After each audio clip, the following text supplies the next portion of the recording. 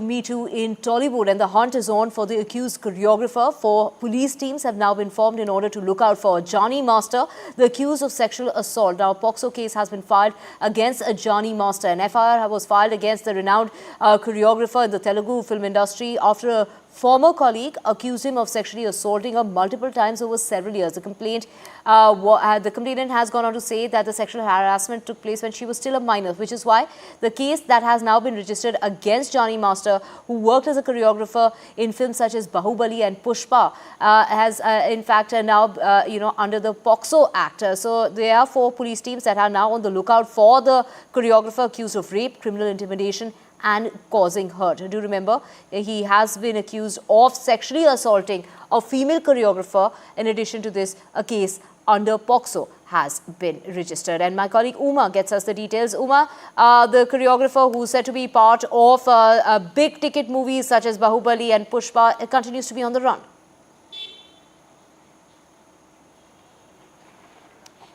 Yes, indeed. 4 police teams are on the lookout for Jani Master, who is said to be right now absconding, and there are some reports that possibly he could even be in Ladakh. Earlier report was that he could have been in Nellore. So teams have been sent in those areas, we are told, to look for him.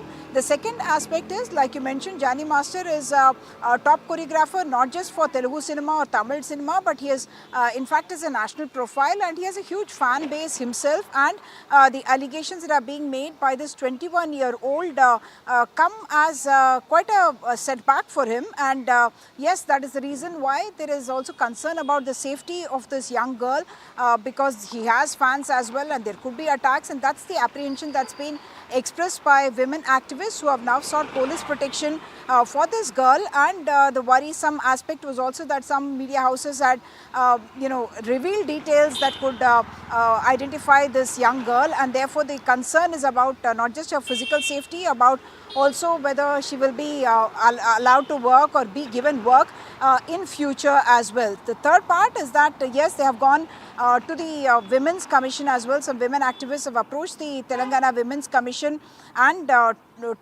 apprised them of the situation here. This even as the sexual harassment redressal panel of the Telugu film chambers has constituted a probe committee, and they are in fact inquiring into this. They have in fact recorded the statement of not just the complainant but also of Jani Master, and from what I hear, there is quite the kind of evidence that is coming up is quite shocking. I in fact spoke to the chairperson of the chairperson of the committee that is probing into these allegations, Jhansi, and she said that all the norms that are said to be followed when a woman is on set or when a minor is on set, all of them have been violated. She also pointed out that the kind of a mafia that was spoken about in the Hema committee report in the Malayalam film industry, a power structure like that does exist in Tollywood also. Back to you. Of course, Uma, you did speak with, in fact, the Telugu Film Chambers chief. Let's just listen in. So after Kerala, Karnataka, we are seeing Me Too cases now being reported in Telangana as well. The case of the choreographer, a top choreographer in Tollywood, Jani Master, coming up in this case. I have with me the chairperson of the Telangana Chambers of Commerce Sexual Harassment Prevention Committee, should I say? Redressal panel. You have got the complaint first, and you are the one, in fact, who asked the complainant in this case to go to the police. What is the reason? The reason being the child is a minor at the point in time when she entered. So we were shocked to see that there were no proper employment guidelines followed. If it is a minor who is supposed to work in the film industry, there are guidelines set up. If there are children who are being employed on the set as dancers, there is something called an entire NOC form to be filled. There's a parent's consent form to be filled. There is a committee which is monitoring children on the set. So no such guidelines were followed in her case, and she was directly employed as an assistant right from the show that she had participated.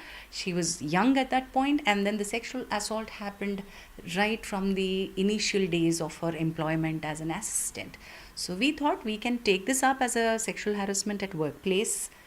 After, it continued, the assault continued for a very long time.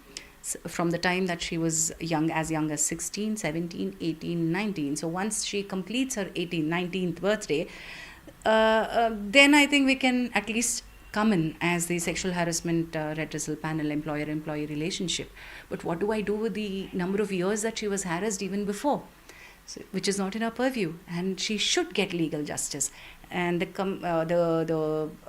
guidelines in the Act also state that in case that the police case needs to be reported, the committee should report it to the police. That's So, all. yes, the inspector had mentioned that she's only 21, 22 now, and she has been saying from 2019 onwards she's been harassed.